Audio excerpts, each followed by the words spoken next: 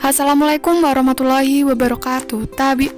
Kami dari kelompok Gebar ingin mempresentasikan sejarah tabel periodik lanjutan.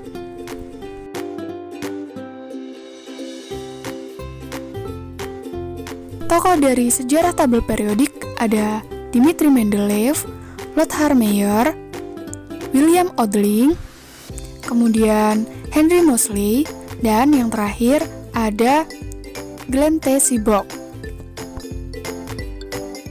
Dmitri Mendeleev. Sejarah tabel periodik menurut Dmitri Mendeleev. Nah, siapa sih Dmitri Mendeleev itu? Jadi, Dmitri Mendeleev merupakan ilmuwan yang menuliskan tabel periodik yang sama persis dengan tabel periodik saat ini. Nah, jadi Dmitri Mendeleev itu menyusun unsur-unsur berdasarkan dengan massa atom dan sesuai dengan massa molar relatifnya. Pada tahun 1869, tulisannya itu dipublikasikan ke dalam jurnal Rusia yang tak ternama. Nah, namun selanjutnya tulisannya itu dipublikasikan ke jurnal Jerman. Nah, di dalam tulisannya tersebut, Mendeleev berpendapat bahwa yang pertama, unsur-unsur jika disusun menurut atomnya menunjukkan suatu perioditas sifat-sifat yang nyata.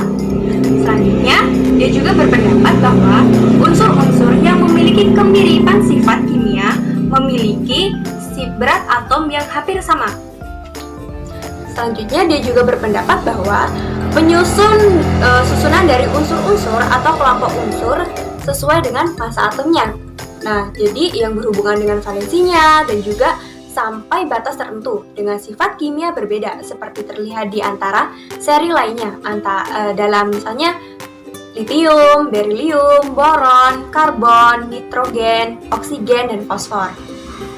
Selanjutnya, dia juga berpendapat bahwa unsur-unsur yang paling banyak disebarkan memiliki berat atom yang paling kecil.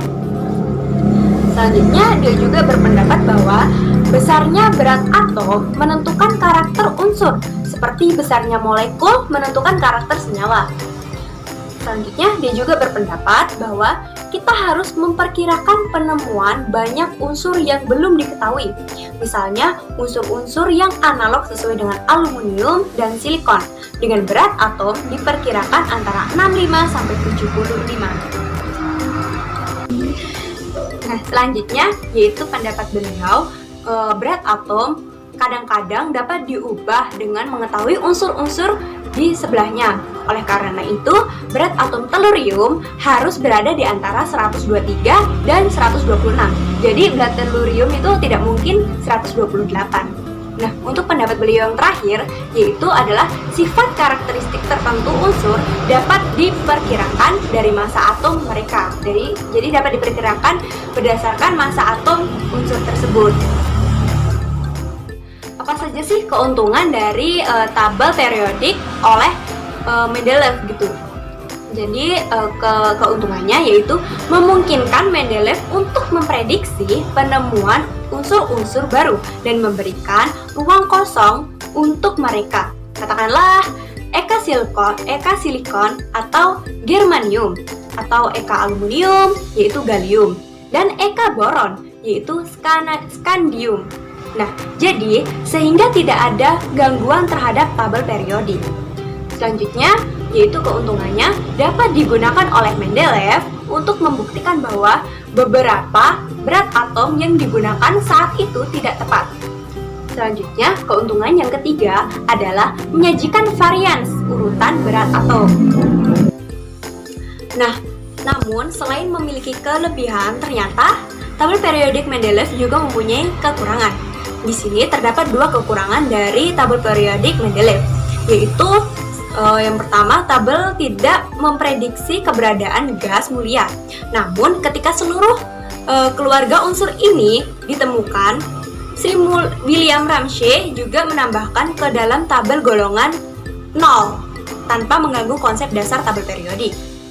Nah, untuk kekurangan yang selanjutnya, yaitu posisi tunggal tidak dapat ditentukan untuk hidrogen, yang bisa ditempatkan baik di golongan logam alkali, golongan halogen, atau secara terpisah di atas tabel di antara boron dan karbon.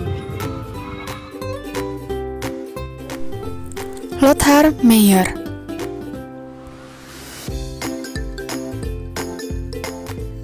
Selanjutnya kita akan membahas sejarah kimiawan tabel periodik Lothar Meyer. Siapa sih Lothar Meyer itu? Beliau adalah ahli kimiawan dari Jerman yang lahir pada tanggal 19 Agustus 1830 dan meninggal pada tanggal 11 April 1895 di umur 64 tahun. Dia adalah salah satu pelopor dalam mengembangkan versi paling awal dari tabel periodik unsur kimia. Ahli kimia Rusia Dmitri Mendeleev itu adalah saingan utamanya, dan dia pernah bekerja dengan Robert Bunsen. Meyer tidak pernah menggunakan nama pertama yang diberikan dan dikenal sepanjang hidupnya hanya sebagai Lothar Meyer. Dan nama aslinya itu sebenarnya Julius Lothar Meyer. Tabel Meyer hanya mencakup 28 unsur yang tidak diklasifikasikan berdasarkan berat atom, namun berdasarkan valensi, dan dia tidak pernah mencapai ide memprediksi unsur baru dan mengoreksi berat atom. Meyer dan Mendeleev ini dianggap oleh beberapa sejarawan sains menjadi pencipta bersama tabel periodik, tetapi kualitas prediksi akurat Mendeleev atas unsur yang belum ditemukan memungkinkan dia untuk memiliki hak penghargaan yang lebih besar.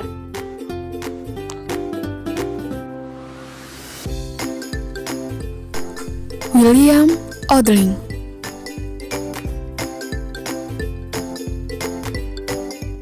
Selanjutnya ada sejarah tabel periodik oleh William Odling. Lalu, siapakah William Odling? Jadi, William Odling adalah seorang kimiawan Inggris yang berkontribusi pada pengembangan tabel periodik. Pada tahun 1860-an, William Odling seperti kimiawan kebanyakan saat itu sedang mengerjakan tabel unsur periodik. Dia tergelitik oleh berat atom dan keterjadian periodik sifat kimia. William Odling dan Julius Lothar Meyer membuat tabel yang serupa, namun dengan perbaikan dari tabel asli Mendeleev. Odling menyusun sebuah tabel unsur dengan menggunakan satuan perulangan setiap 7 unsur. Ini memiliki kemiripan dengan tabel pertama dari Mendeleev. Berikut merupakan tabel periodik dari William Odling dan Mendeleev. Golongan-golongan disusun horizontal, unsur-unsurnya diurutkan sesuai peningkatan berat atom dan slot kosong untuk yang belum ditemukan. Selain itu, Odling mengatasi masalah tellurium, iodium, dan dia bahkan berhasil mengelompokkan talium, timbal, raksa, dan platina, di mana sebelumnya hal tersebut merupakan suatu kegagalan dari Mendeleev pada sistem periodik pertamanya. Namun, Odling gagal mencapai pengakuan karena diduga bahwa dia sebagai sekretaris dari Chemical Society of London berperan penting dalam mendiskreditkan upaya John Alexander Reina Newlands untuk membuat tabel periodiknya sendiri diterbitkan. Salah satu aspek yang tidak diakui adalah untuk saran yang Odling berikan di ceramahnya pada Royal Institution pada tahun 1855 yang berjudul The Constitution of Hydrocarbon, di mana dia mengajukan tipe metana untuk karbon. Mungkin terpengaruh oleh penelitian Odling, August Kakule membuat saran serupa pada tahun 1857, kemudian dalam makalah berikutnya pada tahun yang sama mengusulkan bahwa karbon adalah unsur tetravalen.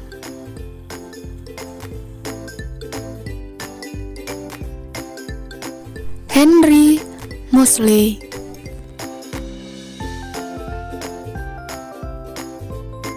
yang selanjutnya yaitu Henry Moseley atau biasa disebut dengan Henry Jeffreys Moseley. Nah, beliau lahir pada tanggal 23 November 1887 dan wafat pada tanggal 10 Agustus 1915. Beliau merupakan fisikawan yang berasal dari Inggris. Nah, pada tahun 1914, 1 tahun sebelum beliau tewas dalam aksi Gallipoli, fisikawan Inggris ini menemukan hubungan antara panjang gelombang sinar X unsur dengan atomnya. Dia kemudian mampu mengurutkan ulang tabel periodik berdasarkan muatan inti, bukan berdasarkan atom. Nah, sebelumnya itu kan penemuan ini nomor atom diurutkan berdasarkan berat atom. Penemuan Moseley menunjukkan bahwa nomor atom sebenarnya didasarkan pada pengukuran eksperimental menggunakan informasi tentang panjang gelombang sinar X. Moseley mendapatkan argon dengan nomor atom Z sama dengan 18, sebelum kalium Z sama dengan 19. Meskipun terdapat fakta beberapa argon walaupun 39,9 lebih besar daripada atom kalium 39,1. Urutan baru itu sesuai dengan sifat kimia unsur karena argon adalah gas mulia dan kalium merupakan logam alkali. Moseley menempatkan mobat sebelum nikel dan mampu menjelaskan bahwa tellurium muncul sebelum iridium tanpa merevisikan berat atom eksperimental tellurium seperti yang telah diusulkan oleh Mendeleev. Nah, penelitian Moseley ini menunjukkan bahwa kekosongan dalam tabel periodik di nomor atom 43 dan 61 yang sekarang masing-masing ditempatkan oleh teknetium dan prometium.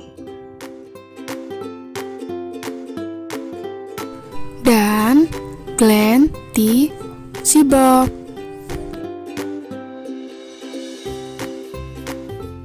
Selanjutnya, sejarah tabel periodik menurut Glenn T. Seaborg.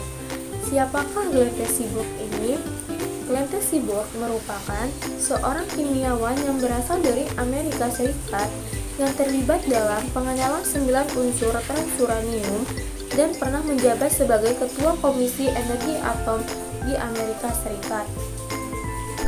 Pada tahun 1943, Glenn T. Seaborg mengalami kesulitan tak terduga dalam mengisolasi unsur amerisium dan karium. Seaborg bertanya-tanya apakah unsur-unsur ini dimiliki deret yang ia harapkan. Pada tahun 1945, ia menanggapi saran dari koleganya. Ia mengusulkan perubahan signifikan terhadap tabel Mendeleev, yakni deret aktinida. Konsep aktinida Seaborg berdasarkan struktur elektronik unsur berat dengan prediksi bahwa aktinida membentuk deret transisi yang analog dengan deret tanah, jarang dengan deret lantanida. Ini diterima dengan baik dan termasuk dalam tabel periodik. Deret aktinida adalah baris kedua dalam blok F atau deret 5F. Dalam kedua aktinida dan lantanida, kulit elektrosel dalam divisi. Deret aktinida tersusun dari unsur-unsur mulai dari aktinium hingga lawrensium.